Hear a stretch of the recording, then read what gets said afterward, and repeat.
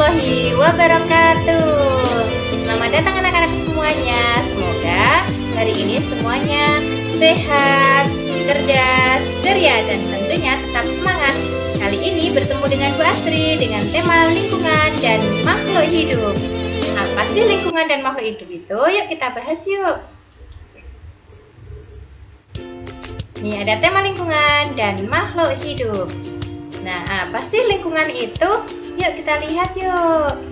Lingkungan adalah segala sesuatu yang ada di sekitar manusia. Contohnya, nih ada makhluk hidup, itu ada hewan, tumbuhan. Nih, yang kedua ada cahaya matahari. Yang ketiga ada air, nih contohnya. Dan kemudian di dalam lingkungan itu ada dua komponen atau dua bagian. Yang pertama komponen biotik atau hidup, terdiri atas makhluk hidup. Contohnya apa ya? Nih ada manusia. Dan kemudian ada hewan. Nih ada hewan. Dan yang ketiga ada tumbuhan. Yang berikutnya ada jasad renik. Jasad renik itu seperti bakteri kecil-kecil dan hanya bisa dilihat dengan menggunakan mikroskop. Komponen yang kedua, komponen abiotik atau tidak hidup. Benda-benda yang tidak hidup. Contohnya, nih ada air. Kemudian ada udara.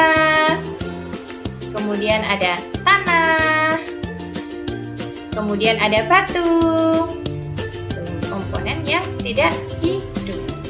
Nah, hubungan antara makhluk hidup dengan makhluk hidup lainnya itu dinamakan simbiosis. Yuk kita bahas yuk tentang simbiosis.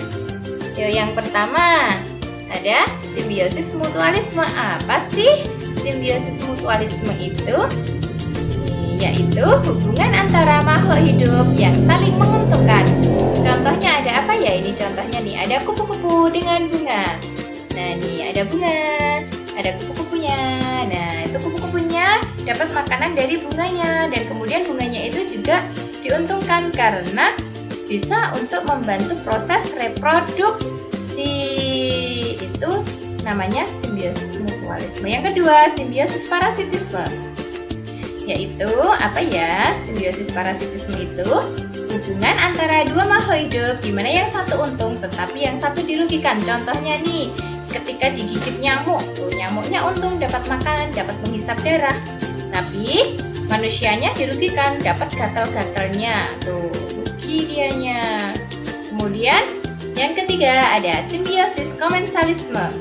Apa sih simbiosis komensalisme itu? Yaitu hubungan di mana yang satu diuntungkan dan yang satunya tidak diuntungkan juga tidak dirugikan. Contohnya ada nih pohon mangga dan bunga anggrek. Bunga anggreknya itu bisa hidup subur di pohon mangganya, tetapi pohon mangganya pun juga tidak mati jika ditanamin pohon anggrek.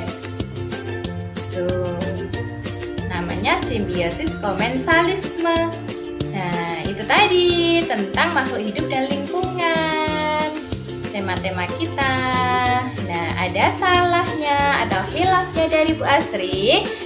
Mohon maaf ya. Tetap sehat, cerdas, ceria. Wassalamualaikum warahmatullahi wabarakatuh.